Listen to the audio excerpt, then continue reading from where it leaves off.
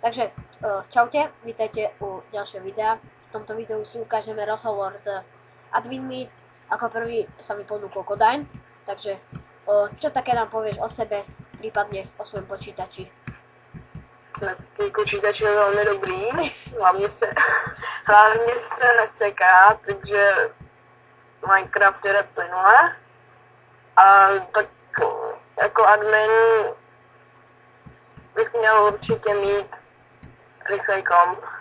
No, máš počítač alebo notebook? Počítač. No jo. Teraz také základné pluginy, čo sú na serveri, by si nám mohol tak skrátené povedať. Tak určite WordEdit, to je základ. WordEdit, ano, to je ale pro adminy, to není nic pro vás. Určitě jsou tady fakt brány. Do té doby, než otevřeme, teda takhle, než otevřeme naplno server, tak už budou protekty a server. No a hlavně ještě, nevím, no, tak to je asi tak jako vše na hlavní. No takže toto bol náš rozhovor s Kodajnom.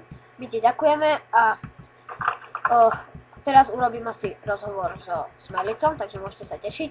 V ďalšom videu bude rozhovor s Smajlicom a určite príde na rad aj celý A-team. Aha, Kodaň sa práve unudil k smrti, zabil ma. Vidíte, máme tu fakt komedických adminov.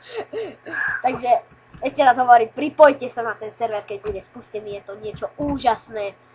Super server.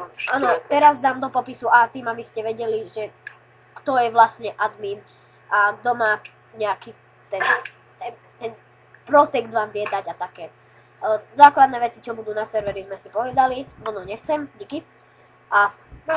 Takže pre dnešné video je to všetko, čaute.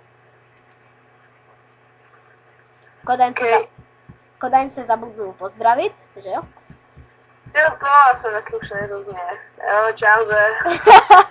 Dobre, takže máme už i fail nakonec, takže čaute.